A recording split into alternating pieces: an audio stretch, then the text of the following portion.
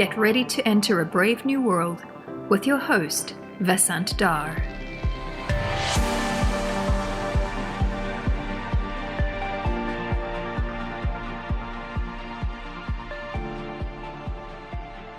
Hello, and welcome to Brave New World. America has always been about creating the opportunity and innovation that allowed entrepreneurs to flourish. And yet somehow it finds itself in not such a good place. COVID has been devastating to the world, but it's been much worse in America, thanks to a confluence of forces that are revealing perhaps some of its societal weaknesses. Political polarization is amplified, and economic inequality has increased even as markets have boomed. Indeed, the market boom following the massive fiscal stimulus by the US government has accelerated the inequality. Shareholders are much better off, while the most vulnerable, those without a financial cushion, struggle and face relatively dim prospects. Education is supposed to be the big equalizer, the major lubricant for upward mobility and hope. And American universities are the best in the world. So it wouldn't be too much to expect Americans to be the best educated for the new economy. And yet, mobility appears to have gone down, and a new kind of class structure has emerged. Can American universities help reverse this trend? How will they change after COVID? Will they leverage their capability through technology and provide access to many more young Americans at a more affordable price? How about for the rest of the world? I predict that a confluence of social and market forces will finally nudge them towards an online business model offering unbundled lifelong education at lower price points. Frankly, I had expected this to happen several years ago, when MOOCs entered the education space. That's the massive online open courses. But nothing much changed at the time. But I think this time around it's different, with COVID being the forcing function. Joining me on Brave New World today is Scott Galloway, professor of marketing at NYU Stern. Scott is a serial entrepreneur, host of some very popular podcasts, and has a really insightful and often humorous weekly newsletter called No Mercy, No Malice, which is exactly what the title says. He doesn't hold back or spare anyone, and there's always data to back things up. No malice. His latest book is called COVID, From Crisis to Opportunity, which I read from cover to cover without putting down. As usual, it's full of data, insight, hope, and a call to action for all Americans and our institutions. Scott, before we get in, it's great to see you. Great to have you on this show. I'm delighted. But before we get into your book, which I, thoroughly enjoyed reading, tell us a little bit about yourself that we don't already know. I feel like you're a public figure. We know a lot about you. You weren't always wealthy. You grew up poor, or at least not rich. So we know a lot about you, but tell us something that we don't know. Wow, it's a generous question. You and I have been colleagues for 20 years at Stern. My GPA at UCLA was 2.27. So the fact that I went to grad school, much less became an academic, is sort of unusual. You said I grew up poor. I didn't grow up poor. I grew up in what I would call an lower middle class household, raised by a single immigrant mother who lived and died a secretary, and the warm, generous hand of government in the form of the University of California lifted me up and gave me an opportunity to teach alongside of you, and have been extraordinarily lucky. So yeah, grateful to be here. So, Scott, it's hard to describe you in a sentence, but you're quite a varied sort of personality. But having known you for a long time and, actually having, developed a course and taught with you, I think that, what you sort of bring to the table, and I've seen students really appreciate this, is that, you keep things simple, you always have data, there's always an element of some sort of humor. There's no bullshit. And, most of all, there's some sort of humanism to you and sort of tough love. I remember that class together where you would not allow students to bring soda into the room because that was bad habits. And, that wasn't something you wanted to encourage. And, it's interesting that people sort of identify with that tough love. And, I've often sometimes joked that, you sort of made a career, of looking pissed off. Yeah. And there's almost something Seinfeldian about it. For me as a friend, those sort of describe you, or at least make an attempt to describe you. You've been writing and thinking about all kinds of things, and your latest book about Corona I want you to summarize that. But before you do, the big news of the week is that we have a vaccine, right? Mm-hmm. So, does that mean that our troubles are over? We're going to go back to the same old world again, or will we actually be in a new world where some of these changes are irrevocable? So what's your take on that? I mean, what do you make of the vaccine coming out now?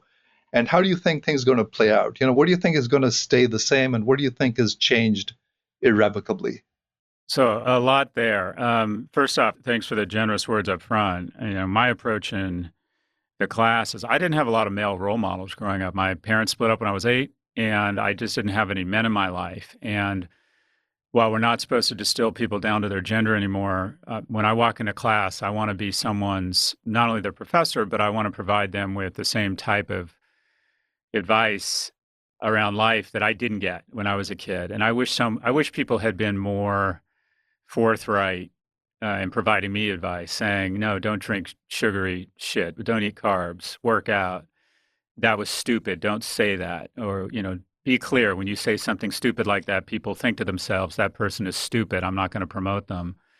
And I try and bring that sort of, for lack of a better term, paternal feel into the class. And some people, to be clear, it turns off a lot of people, but most people seem receptive to it.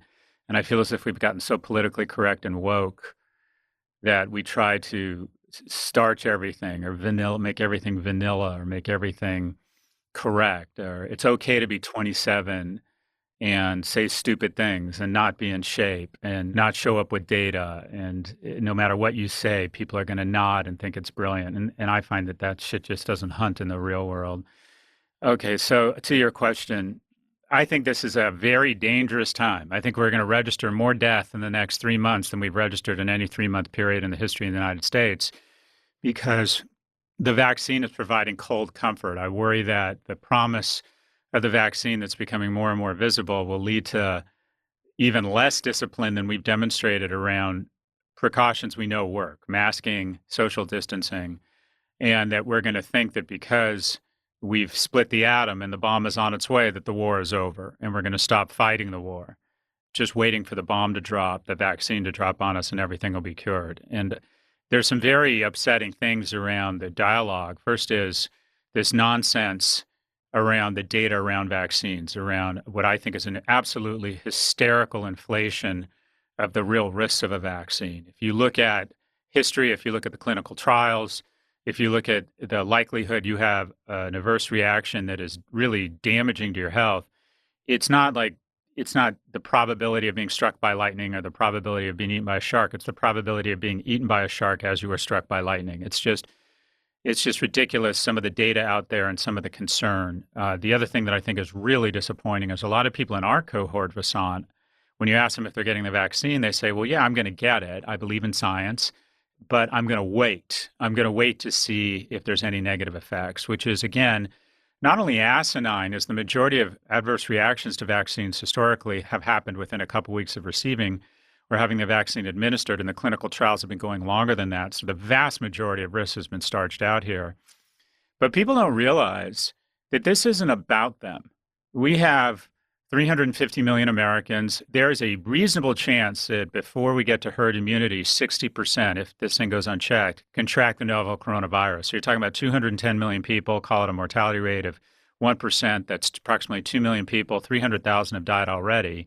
But there's 1.7 million vulnerable people, and there's this web or this net of death and disability constantly combing the nation, seeing who it snares.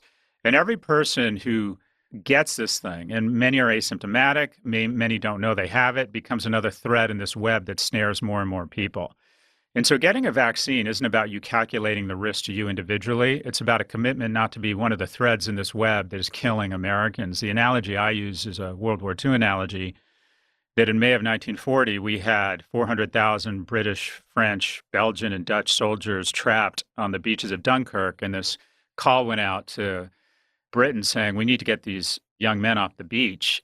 And everything that floated, people jumped in and headed across the channel, not knowing if there were U-boats out there waiting for them, Messerschmitts, Stukas. And here we have a bunch of people saying, well, I'm not sure I'm going to take the vaccine. And the thing is, it's really not about you. We have to get these 2 million Americans off the beach. And until we have herd immunity, they are very vulnerable. They are trapped on a beach.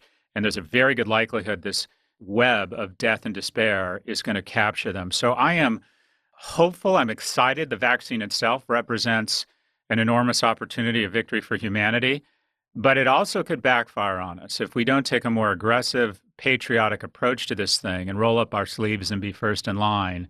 We could end up with more death in the next 3 months. We could literally lose more Americans in the next 3 months than we lost in all of World War II. So I'm hopeful, but I am very concerned, and I think our behavior in the dialogue is a very unhealthy one right now. So what's happened in the last 40 years? Has this individualism sort of overtaken the sense that, or rather the obligation that also comes with a free democratic society, so that freedom also has sort of some obligations associated with it? And I think I'm hearing you say that, and that maybe we've lost sight of that. I think it's a confluence of a bunch of things. One, we don't have a shared history around anything anymore. Coming out of World War II, as a nation, we collectively arrested tyranny and we had a shared victory. We had more shared experiences, whether it was malls in the suburbs or going to the movies, or all of us, most of us, except a small sliver, went to public schools. We had churches. It just seems there was more comity of man. More of our leaders served in the same uniform in the 60s and 70s when we passed more legislation. So there was that kind of shared experience. There wasn't the same kind of idolatry of money. There was more of an emphasis on character and patriotism.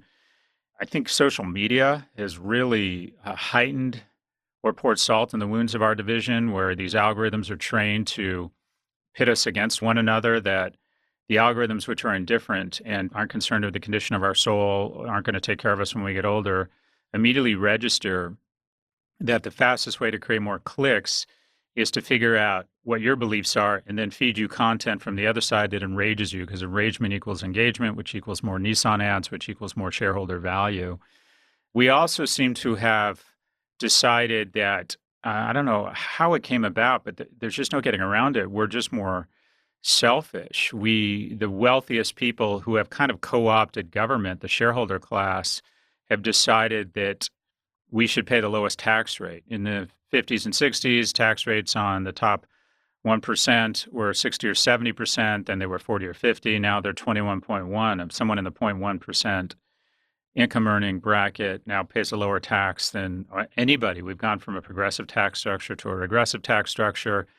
In order to kind of almost stave off revolution, we continue to throw social services at middle and lower income Americans, but we don't want to raise taxes, so we decide to levy debt on future generations. We've said, okay, we don't want to raise taxes. We don't want to give up some of the entitlement payments we have. We don't want to face difficult fiscal management or responsibility. So I know, let's borrow money from people who don't vote and force them to pay it back. It's a combination of social media, a combination of a lack of a shared experience. Generally, we haven't faced an existential threat. I think people take for granted. They just kind of were born into this type of freedom and liberty and really we've outsourced war to a cohort that many of us have never met, individual military families who fight our wars. It just feels as if we're no longer a nation. It's supposed to be a set of common values, a set of shared experiences. And there's some truth to the fact that we're not even a nation anymore, that we don't share much. So unless there's some sort of reawakening around what it means to be American, unless there are institutions that are formed that give us a sense of patriotism such that we don't look red or white, we look kind of red, white, and blue, if you will, unless there's a greater empathy, and unfortunately the dispersion across our economy right now, through lack of a better term, kind of remote work, remote education, remote healthcare, is kind of a cousin to segregation. We're sort of resegregating, turning back some of the incredible progress we made around integration in the kind of the 50s through the 80s. So, we're at this juncture. They say the Chinese word for crisis is risk and opportunity. It's not. It actually means risk and a juncture. And the question is, do we learn from this? Do we decide to put aside or try and, put ideology, separate ideology from people and separate ideology from patriotism and try and join hands not only with each other, but with our allies overseas, fund our institutions. We seem to have, since the Reagan administration, denigrated our institutions. We mock them, we cut their funding, we put heads of the Department of Energy and the head of the EPA who publicly state they want to defund and destroy these agencies. We mock government. We fund the military $700 billion. We fund CDC less than $7 billion, but I don't see any tanks killing people. I see this virus killing millions. So people will often blame our political leadership, but the reality is we don't want to face the hard truth, and that is our American leaders went to American schools, were voted in by Americans. We get the leadership we deserve. So I think it's a confluence of a ton of things. Social media, lack of shared experiences, not having faced existential threats creates this expectance and this arrogance that we're exceptional and we deserve these freedoms and these liberties, a level of just pure selfishness because we don't have empathy for one another because we're slowly but surely resegregating. So I think there's a ton of, what I'll call an alchemy of very negative factors that have resulted in a nation where our exceptionalism, the virus basically has attacked these comorbidities.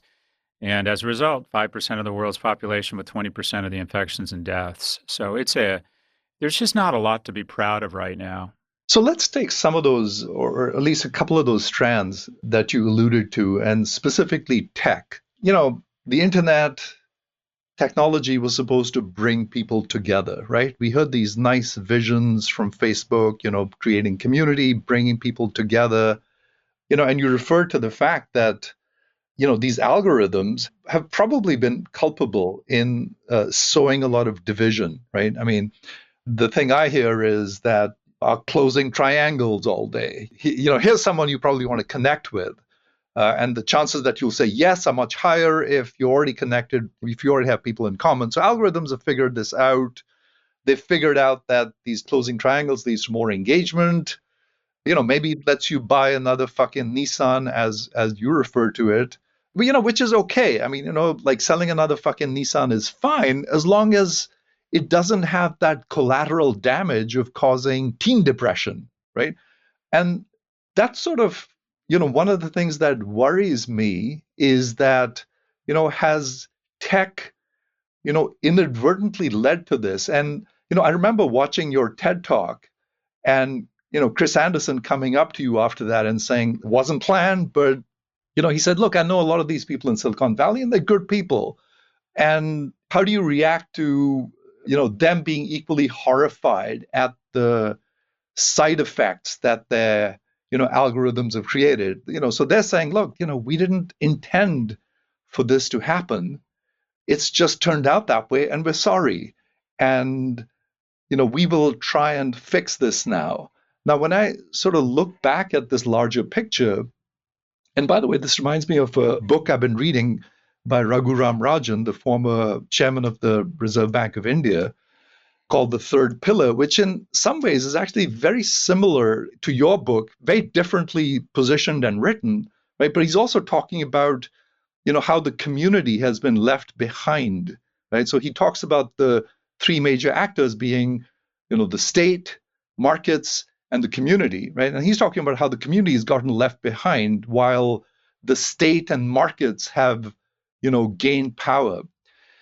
And, when I look at that statement, I actually wonder whether the state has actually gained power. I don't see the government as sort of exerting excessive power, at least the US government. I certainly see platforms as having exerted a lot of power and gained a lot of power. And during this time, the government or regulators were essentially asleep. And I was pleasantly surprised by the first hearings that were chaired by Congressman Swisher, where he, I guess, effectively said, this aggression will not stand. And I can add man to that just to refer to the Big Lebowski. And so I actually view state as having been relatively asleep during this time, while the platforms have gained, big tech has gained a tremendous amount of power.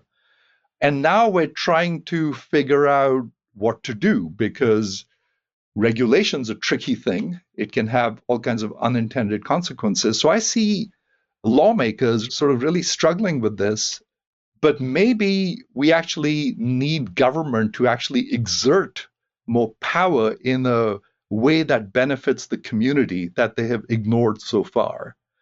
How do you think about, what I just said? Yeah, look, I agree. I think that one of the key connective tissues is a government that realizes that it's probably a bad thing when the number of PR and communications professionals at companies, the ones that are responsible for spin and putting lipstick on a cancer of a company's bad behavior, the number of people with the title PR, public relations or comms for a corporation has tripled in the last 30 years, but the number of journalists has been cut in half. So the kind of bullshit to truth ratio of communications to journalism, the ratio has increased the wrong way, 6-1. In addition, the number of antitrust cases filed against corporations has diminished by 80% over the last 30 years. There are more full-time lobbyists in DC who work for Amazon than there are sitting U.S. senators. There are more people in PR and communications at Facebook than there are people in the newsroom at the Washington Post. So one of the key steps to tyranny is when government is no longer a countervailing force, but a co-conspirator in private power, because private power is there to increase earnings. And when people say, I know these good people, I don't doubt they are. I know some of them. But the reality is, when you live in a capitalist society, your access to wealth brings you love. People are nicer to you, laugh at your jokes, want to get to know you, sort of love you more. Money equals love in our society. Your kids have access to more opportunity and better healthcare, and you have access to a broader selection set of more impressive mates. So it is very easy to make a series of incremental decisions that might ultimately be bad for the Commonwealth when it's raining money. And we see this over and over, and we recognize this. So we realized we needed checks and balances in place. And we recognized that General Motors would pour mercury into the river if it was allowed to, because even if they're good people and said this is probably bad for the environment, they don't want to disarm unilaterally, because then Chrysler or Ford could get a competitive advantage by continuing to do it and not spend the additional money to not pour mercury into the river. So we have government, we have regulatory bodies, and these regulatory bodies have been gutted. There's just no getting around it. We cut funding for the IRS every year and wonder why Jeff Bezos pays no taxes. We cut funding for the EPA, the FDA, the Department of Justice is only $150 million. Facebook could allocate that kind of funding just to fight one issue that the FTC, when the FTC has essentially filed suit against them. So when we decide not to fund our government, or we only will fund it as it relates to what I'll call transfer payments that throw bread and circuses at the middle class and poor, such that the wealthy can continue and corporations can continue to sort of have this champagne and cocaine-like party.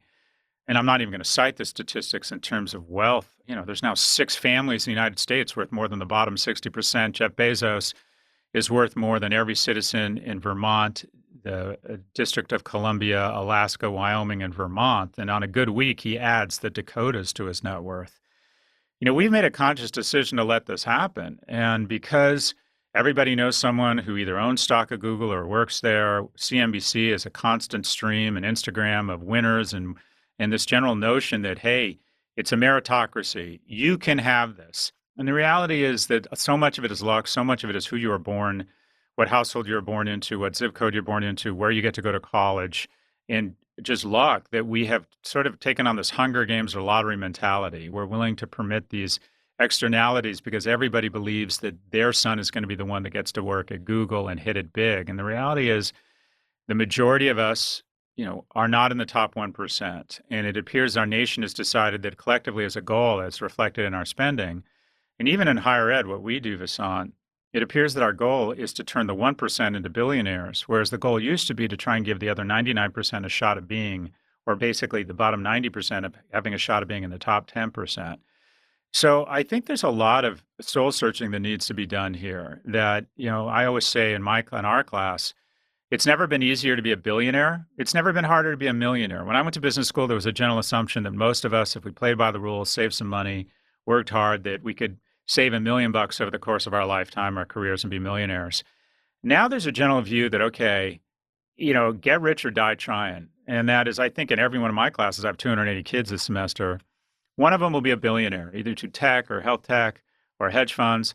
But I also think a couple dozen of them are going to be dependent upon or depend upon their parents or the government. And we've sort of hollowed out the middle and decided that we want everybody to swing so hard for the fence or, get a hernia. But there generally is just a different view around what an economy's job. Peter Drucker said it, that an economy's only function, the only reason you have an economy is to create a middle class. A middle class is our ballast.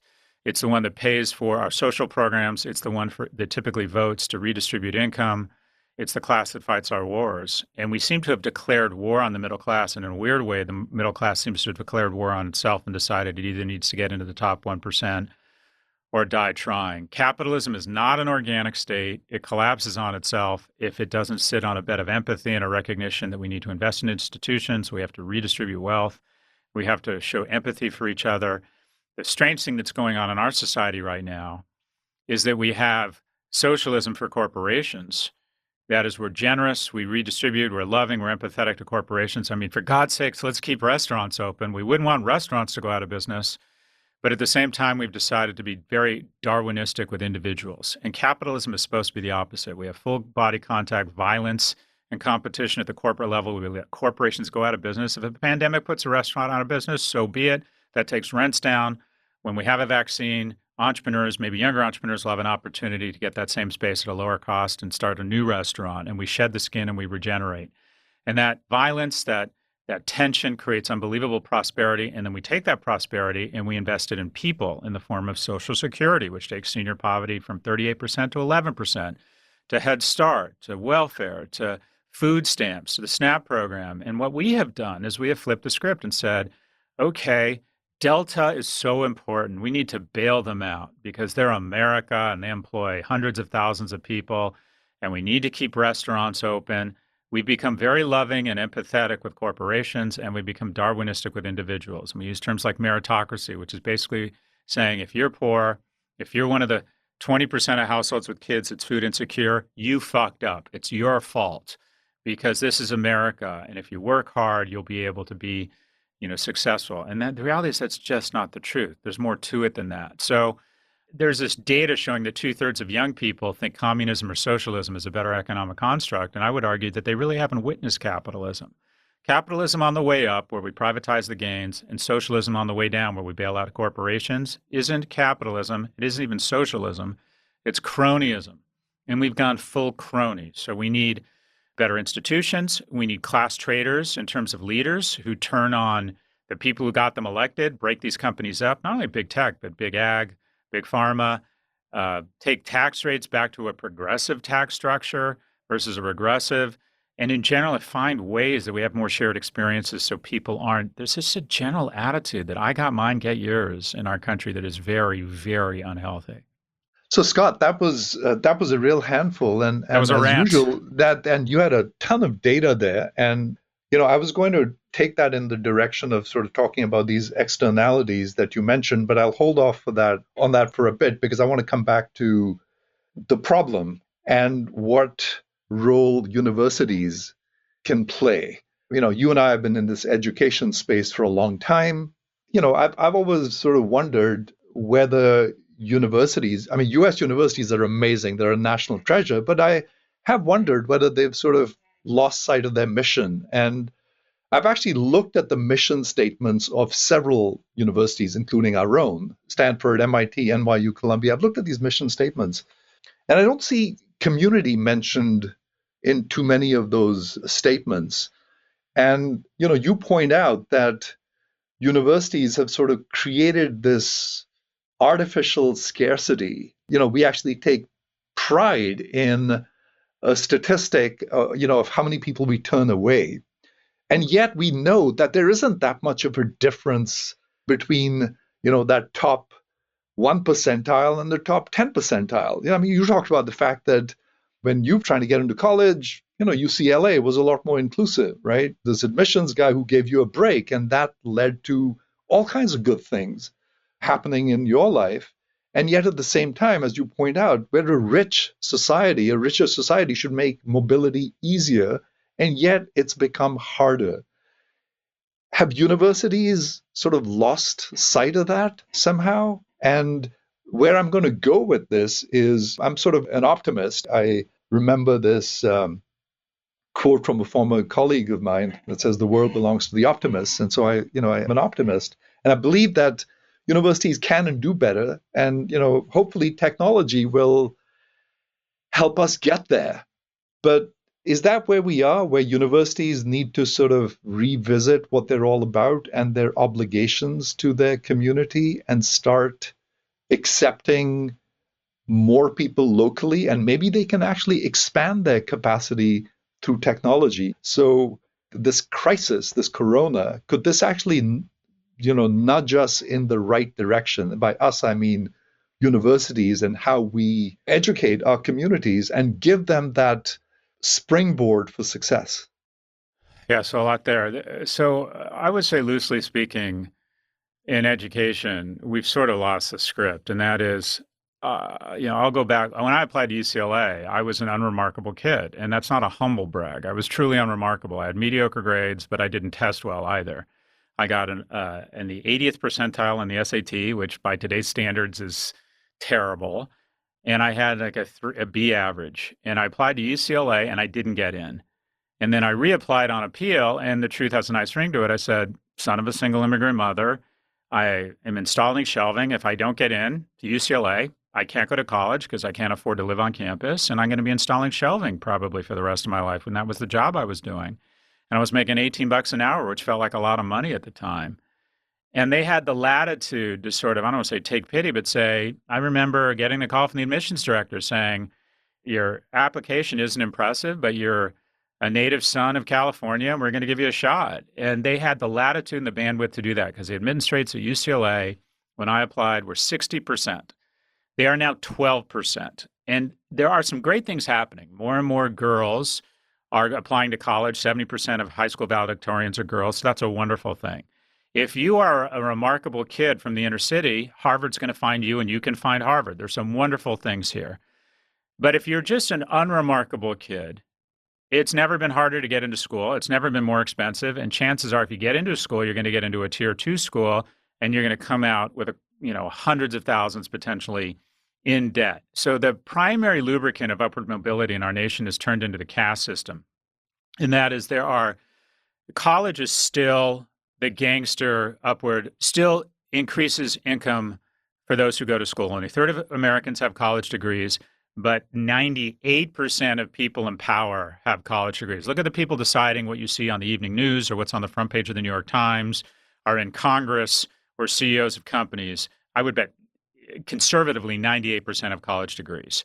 So it's still a ticket to influence. It's still a ticket to a better life economically. And it's not only getting into college, it's where you go to college. So the elite universities populate the most influential institutions in the world. And the question is, who gets into elite universities? And it's primarily two cohorts. The first is the children of rich people. And that is if you come from the top 1% of income-earning households, or you're a child in the top 1% income-earning household, you're 77 times more likely to get into an elite university than the rest of the population. In addition, the second cohort is what I'll call the freakishly remarkable middle-class and lower-income kids. And that's great, but the majority of our children are not freakishly remarkable. And that is, we have fallen out of love with the unremarkables. And then amongst the elite universities, we, and I include us in that, no longer see ourselves as public servants. We see ourselves as luxury brands. And our dean does it. Deans at every elite university stand up at the beginning of every year and say, we rejected 90% of our applicants this year. And they say it with pride, which is tantamount to a homeless shelter bragging that he or she turned away 9 in 10 people that showed up last night. The point isn't to turn away more people. The point is to let in more people. So we have, if you will, said to the remarkable, we're going to give you an unbelievable trajectory if you're remarkable. But here's the bottom line. If people brag that they wouldn't get into the university they went to if they had to apply now, and they say it with pride, well, guess what, boss? That means your daughter's not getting in. That means that unremarkable kids don't have a shot at a remarkable future as I did. And what we need to do, the opportunity here, is that the novel coronavirus might present an opportunity to dramatically expand enrollments and lower costs. I teach 280 kids this semester, And as similar to you, I did it all Zoom. I did all 12 sessions on Zoom. Because I usually teach 160 kids, because as you know, the biggest classroom we have outside of our auditorium in Paulson, which I will not teach in, the biggest standard classroom is room 260, which holds 160 kids. So my classes were always 160 kids. And then I said, I'm not coming back on campus until there's a vaccine. Our administrator, our dean, Raghu, was very understanding. And he said, okay, if you're not going to come back on campus, can we expand your enrollments to 280? Fine. There's Zoom, there's Slack, there's a bunch of tricks. Try and make it a reasonably good experience, a reasonable facsimile of the in-person class, have better speakers. I get Andrew Yang, I get Mark Benioff because we're doing it remotely, and 280 kids. It cost a lot less to deliver this course than it costs to deliver a course to 160 people. So we had revenues go up and we had costs go down. That should catalyze an opportunity to dramatically expand enrollments. Just theoretically or mathematically, if we took half our classes online, and let's be honest, Vasant, if we do a really good job by taking 50% of the courses where it's not really interactive, it's more of a lecture online, we probably don't diminish the quality of the course that much and still have some of that electricity and serendipity in class.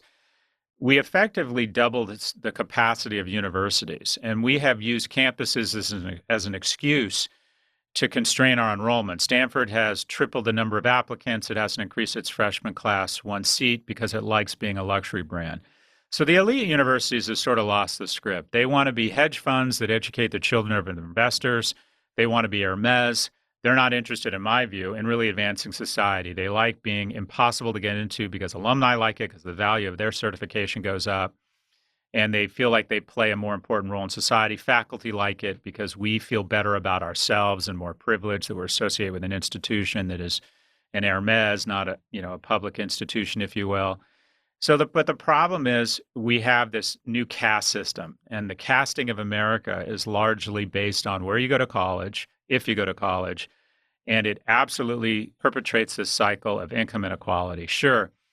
If you're not from the rich and you're remarkable, fine. So we got to decide, do we want to fall back in love with the unremarkables? Our nation is passionate about the children of rich kids. And there's nothing terrible about that. If you work hard and you're rich, I think there's a decent argument that your children should have more opportunities because, maybe you've earned it. You've earned it for your children. But then the question becomes, shouldn't we fall back in love with the unremarkables? And a lot of people don't peak at the age of 17. A lot of us haven't built wells, have patents, and captained the lacrosse team by the age we're 17. I mean, you came from that kind of infrastructure of India where, you're remarkable. The majority of the Indian Americans I know or Indian nationals at Stern went through this farm league of universities where you were kind of in the 0.0001% to get to America. But the dream of America for Americans is kids like me who are unremarkable have a shot at remarkable futures. And by shutting off the agent of opportunity to nothing but rich kids and people who are remarkable by the time they're 17, it's bad for the economy. There are just a ton of people who are going to bloom later in life. And I think college is totally, administrators have lost the script. Now, look at the numbers. We've kept admissions rates the same. We've kept graduation rates the same. And salaries of our graduates has not increased. What's increased? Tuition has skyrocketed. And compensation of administration and leadership at universities has skyrocketed. I genuinely believe that these are good people. I also believe that pretty much every decision they make has one goal, and that is to decrease their accountability and increase their compensation. All this bullshit leadership and ethics and sustainability courses and departments where there's no measurable outcomes. What total horseshit for some old white guy to pay himself a shit ton of money and have no accountability and pass that along in the form of cost to a young man or woman in the form of debt. So he or she can't get married. He or she can't start a business. He or she can't start a household. And we can feel just awesome about us because we're turning away 95% of our applicants. Higher ed has totally lost this script. The novel coronavirus will hopefully be a fist of stone. There are 4,500 universities, the near elite universities that charge elite-like prices and don't deliver on an elite-like experience, deserve to go out of business, and organizations such as ours should not be tax exempt. If we're growing our endowment faster than we're growing our freshman seats, we're not a nonprofit, we're a fucking hedge fund. So I believe that we need to totally revisit what it means to be an academic, what the role that universities play in our society, and also just a general notion that we need to fall back in love with the unremarkables. Universities aren't here for the remarkables. They're here for the unremarkables to give them remarkable opportunities. Anyways, another rant. So, Scott, I remember in 2013, this is when MOOCs were the rage, right? They were emerging. And I organized a workshop at NYU with a colleague, Arun Sundarajan. And, we had Mr. Disruption, Clay Christensen, come and talk. Our president, John Sexton, spoke at the event. And I was wrong. I thought that universities were really vulnerable to disruption through upstarts like Coursera and General Academy and, people like that who seem to be delivering good value at, a tiny fraction of the cost of universities. And I was wrong. And I realized, later that universities are somehow different. There's a famous, or was a famous organization theorist called James March, who said the universities are sort of more like temples than organizations. They have this sort of special status in our society that, we somehow treat them differently. They're not subject to the same forces and requirements that other institutions are. And, John Sexton at that time referred to the university as sort of a symphony, that it supports a wide variety of things, that it's not this efficiency-oriented thing, but that it's, literally a symphony. The fact that 300 people sign up for your class allows someone teaching origins of Mongolian poetry to have 5 people, and that's okay because that's important as well. And that, maybe in an era 5 decades from now where machines are running everything, 5 people will sign up for cloud computing or brand strategy, whereas 300 people will sign up for introduction to Mongolian poetry, right? So there's this sort of, the other side, which is that universities are just sort of, they're just different, that they're special in some way. And so we give them a free pass and allow them to, have classes with 5 people or 3 people or 2 people, whatever it is, because it's good for society. Look, a liberal arts education stumbling upon things you didn't think you were interested in, developing texture, is a wonderful thing. But when it becomes so expensive and you have, it's one thing when an university offers texture through kind of unusual courses, but as long as it's delivered well, you're going to get enrollments. And my question is, should we be using technology to find anyone who's interested in Mongolian literature and use technology to bring 100 of them together as opposed to 5? And typically these classes with 5 people aren't because it's a narrow topic taught really well, it's because it's a topic taught really poorly. And you have an individual who has lifetime employment and is going to leave feet first and is not only overcompensated, but senses their irrelevance, so they become very obstructionist and difficult to get along with. I guess it could be because it's not taught poorly or because people just are not enrolled at NYU, right? That is, of all the people enrolled at NYU, a very small fraction want to take Mongolian poetry. But actually in the world, there could be hundreds or thousands of people who want to take Mongolian poetry. That's right. We've created artificial barriers. Right. So this is where I'm getting at. Is Corona this sort of forcing function now that makes us realize, and we're realizing lots of things here that, we used to consider that, wait, we never do that. There's no way I'm teaching remote, and yet we are, right? Human beings are incredibly resilient and adaptable. So is Corona now this forcing function that will make universities realize, hey, that, we don't need to continue with this artificial scarcity anymore. We can actually open up and let people have that experience, have that education. They may not have the in-person experience.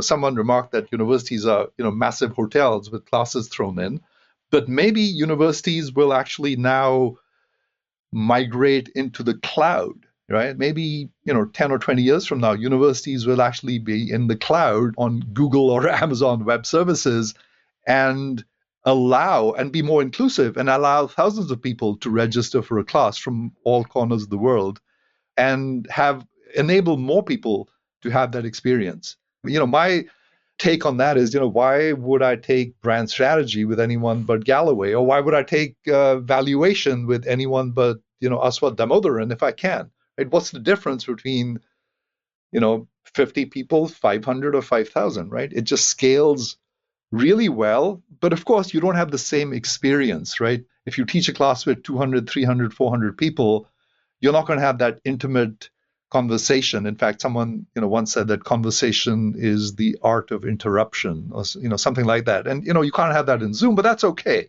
You still can get a good education. It can be remote, but it seems absurd to charge 50 grand for it. So look, as an example, there's a company called Outlier, and Outlier's attitude is calculus has been taught the same way for 100 years. But we as academics like money as much as anybody else, so we create artificial barriers, specifically institutions with different names and different campuses, and we bring in several hundred people to teach calculus. What we should have, calculus is a $2 billion industry at the college level in the United States. Young people will spend $2 billion in tuition taking calculus.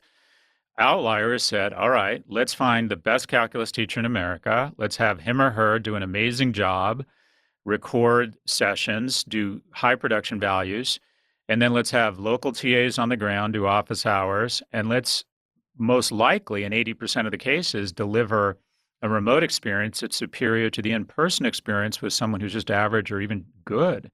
And let's charge people $300 instead of $5,000.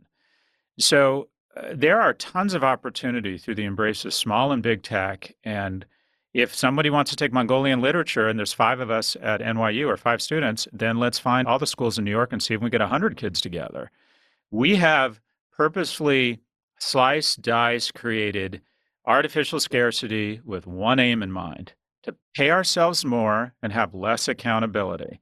There is no reason that academics and especially administrators who have absolutely exploded their ranks in their compensation shouldn't be subject to a fraction of the economic strain and scrutiny that every middle-class household in America and every business in America faces on a regular basis. We've raised tuition 1,400% in the last 30 years, while inflation is up 240%, and the outcomes haven't increased. Name an industry. I mean, look at my class. 280 kids, $7,000 a piece, that's $1.96 million. What would you say the gross margin is on that, Vasant? Guess, you tell me. What do you think the gross margin is on brand strategy? What percentage is pure profit on that $1.96 million? Yeah, that's a great question. I mean, I guess it's 80, 90%, but then, it depends on how you count. If you want to subsidize Mongolian literature, then maybe it's 20%. I don't know. It just depends on how you count. But the gross margins, and I'm virtue signaling right now, I return my compensation. My TAs make about $3,000 a piece. I don't know what the Zoom license costs, but I think there's 98 points of gross margin in my course this past semester. And I tried to find what other product in the world charges $2 million at gross margins of 90 plus points. And the only thing I could find is there's a drug from Pfizer that cures this rare blood disorder that atrophies your muscles and is imminent death. You take 2 doses of this thing, and it's a knockout drug. It cures you. That is, I think it costs $2.1 million for both doses. I bet that has gross margins of 98 points or 99 points. So a drug that saves you from a hideous death or brand strategy at NYU. What we're doing is just not sustainable. And people say, well, okay, Scott, you get artificial demand because you're an egomaniac and you're on CNBC, so you get inflated enrollments, but we need you to help subsidize the important courses in accounting for real estate. It's like, why wouldn't we just aggregate more people from different universities? And the answer is we've decided to continue this Full Employment Act of our colleagues who are mediocre and overpaid.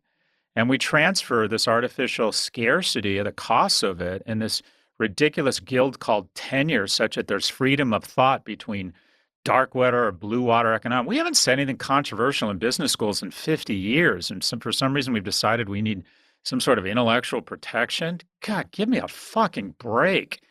We absolutely need a catalyst to stop transferring $1.6 trillion from middle-class households in the form of student debt, which has happened over the last 20 years, to the administrators and endowments and faculty of universities. It is morally corrupt. There is a reckoning coming, and it is overdue. The mother of all chins, represented by higher education that is drunk on luxury and passing costs on to young people in middle-class families, has stuck its chin out and the fists of COVID-19 are coming for it. It couldn't happen to a nicer group of people. So what would your, I guess, 2-sentence advice be to university leadership? Use tech, open up, be inclusive? Like, what would your summary message be? Be the man or woman you claim you are. We claim we're in the business of public service.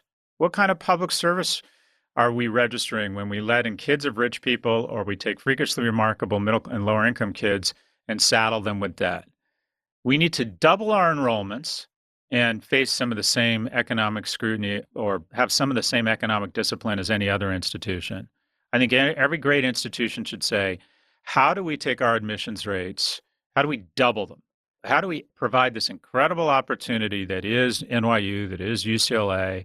I've had conversations with the Regents, University of California. How do we take this incredible thing called higher education and scale it so more Americans can have more opportunity? We let in international students and we claim it's for diversity. What bullshit. We let in international students because they pay full freight.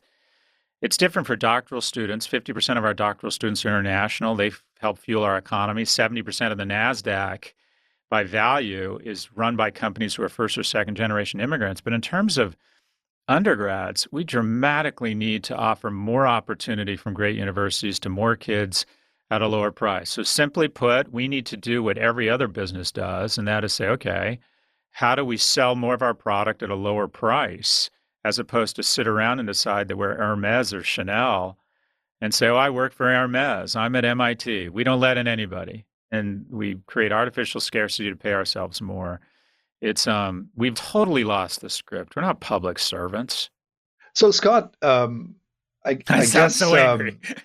Biting the hand that feeds me, Vasant. It's a shocker I'm not more popular amongst our colleagues, isn't it? It's like I was saying earlier. The more pissed off you are, the more people sort of like it. So there's obviously a lot more to that, and I think your authenticity and data and no bullshit are obviously come through loud and clear.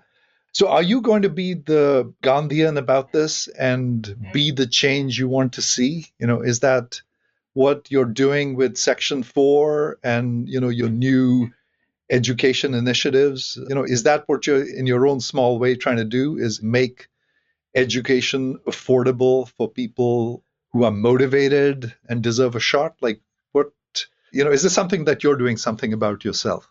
Well, I'm trying, and I also realize that there's a hypocritical element to railing against NYU as I teach there. And I do return my compensation. I'm considering going to moving institutions and teaching at maybe a place like, FIT, which is a SUNY school, or going somewhere where the mission, Pace University, 50% of the kids who enter Pace go from the bottom quintile of income earning households to the top quintile. I would argue they're probably playing a more important role than NYU is right now. So I try to walk the walk. Section 4, it's a for-profit startup. I hope we sell it for a shit ton of money someday. But also at least 10 or 20% of every class is scholarships. And it's usually kids from emerging markets and lower income households in the U.S. We don't turn anyone away because they can't pay. We're offering a reasonable facsimile of my course.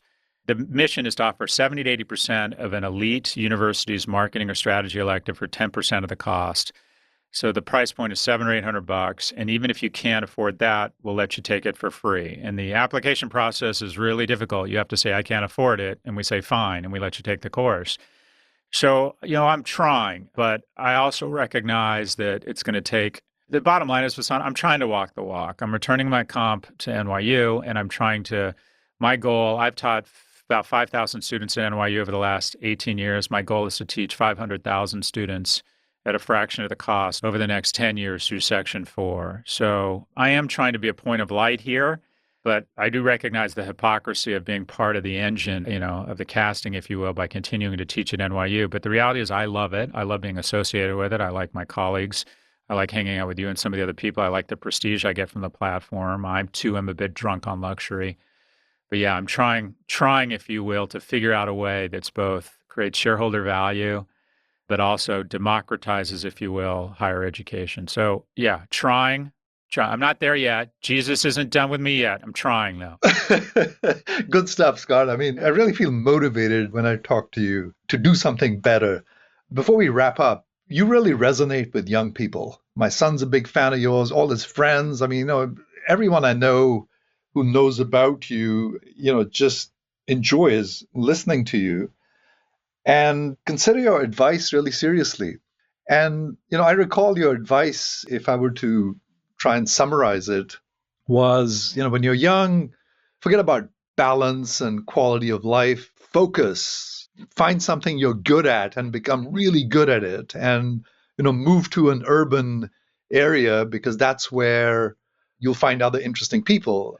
What's your advice to young people now in this post-corona, almost like an Isaac Asimov world where, I don't know, are cities still the place you'd advise young people to go? Like, what's your advice to young people these days, people in their late teens, 20s? How would you advise them to sort of look at lives and look at their careers?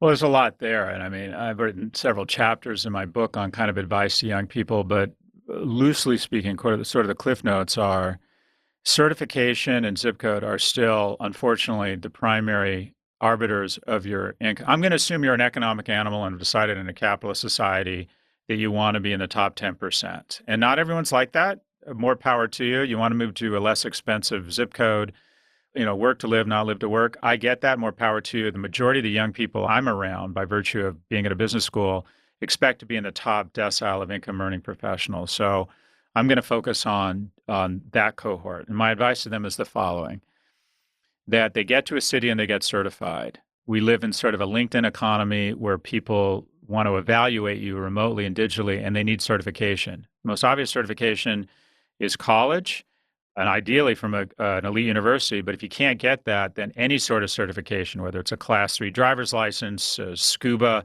certification, an esthetician's license, anything that begins to separate you from others or certifies you. Cities, the death of cities has been greatly exaggerated. We're still going to see the majority of economic growth in cities. Get to a city while you're young. It gets more and more difficult the longer you wait because you start collecting spouses and dogs. The serendipity, the bumping up against ideas, the intensity, the competition. When you play tennis with someone who's better than you, it raises your game. You play with the best in the world, and the way you play with the best in the world is to get to one of, call it, 20 or 30 super cities. In terms of industry, I think understanding or putting yourself at the center, the intersection between technology and healthcare and education, the dispersion of retail to distribution, the dispersion of media. Think about processing power and how the dispersion away from traditional channels of healthcare, education, retail, office to remote, the dispersion of media. Get into one of those industries and don't be more than one or two steps away from a business that's leveraging the declining costs and processing power or something around software. Technology really is eating the world. And also, just personally, if you want to be in the top percent, give up this myth of balance. I don't remember doing anything but working in my 20s and 30s. I don't know anyone. The smartest thing you can do is be born into money. But if you make that mistake and you're not, give up the notion of balance. The reason you're going to have balance in your 40s and 50s is because you don't have a lot in your 20s and 30s. And you don't need a ton of time to have fun. People in their 20s and 30s are great at finding a lot of fun in very short bursts. But focus on, if you really are sincere, focus on your 20s and 30s on work and really getting some professional traction. Always save 10% of your salary. That way, if it doesn't rain money and you don't kill it, you'll still have some financial security, compound interest, and time just grow and pass faster than you'll ever imagine. And also, don't pursue your passion. And I know that sounds weird. Your job isn't to find your passion. Your job is to find something you're really good at. And it might be accounting. It might be, building, industrial design, whatever it is. Find something you're good at and then commit the 10,000 hours of perseverance, putting up with bad bosses, all the bullshit to become great at it. Passion, stuff that you're passionate about. Everyone's going to find somebody who's great looking, in great shape, loves their work, found their passion, has a great relationship with their parents, and donates time at the ASPCA and has a food blog. Assume you are not that person. Assume you need to find something you're really good at and become great at it. And if you're great at something, the accoutrements of being great at it will make you passionate about it. No one grows up thinking I'm passionate about tax law, but the best tax lawyers get to fly private, go on really interesting vacations, and get to marry someone much more interesting and much hotter than them. And that makes them passionate about tax law. So your job is to find something you're good at and then invest in being great at it and give up this notion of balance and work your ass off. And again, a big asterisk here. Not everyone wants to work their ass off. Not everyone wants to be a baller, if you will, and that's fine. That's fine. But the people I generally run up against at business school have all decided they want to have a lot of economic opportunity by the time they're 40, and there's just no getting around that. You got to make substantial investment in trade-offs. There's no such thing as having it all. There's just a series of trade-offs, and at a young age, decide what kind of trade-offs you're willing to make. Great stuff, Scott. Really well said. And I completely identify with that. I was not a particularly remarkable kid myself, but, I must have listened to you because I just worked my ass off. Yeah. And that certainly helped. So it's, I don't know where the time went. It's been delightful as usual talking to you. And, I started with tough love. How's that working out with your kids? Are you using the same strategy of tough love? Are you prohibiting them from using and getting onto social media or using an iPad, 2 hours before they sleep? How's all that stuff working out? Oh, no, this is total do as I say, not as I do. I melt around my kids. I'm indulgent. I'm the one that spoils them. I'm the softie. I'm the one, when mom says no, they come to me and ask the same question and they get a yes. I can't handle it when my wife begins disciplining them and yelling at them. I have to go upstairs with the dog because we just can't handle it. So I have trouble doing the hard work around disciplining my children. And you realize there's just no free lunch. It's just so much more fun to not discipline them, to make excuses for why that behavior is okay and go watch Umbrella Academy with them. So it is really hard for me to discipline kids. I have a much easier time, tough love on everyone except the people that probably need it the most, and that is my kids. So yeah, do as I say, not as I do. I really struggle with disciplining my own children. Oh, it takes me back many years. I'm glad I'm not having that problem anymore. No. Well, Scott, yeah. Well, but, bigger kids, bigger problems. There you go. Let me put it that way. Yeah. Scott, as usual, a delight. Thanks for being on this show. And great to, quote unquote, see you and chat with you again. Hope to see you in the flesh one of these days. Yeah, it'll happen soon. Good luck with the pod, Vasant.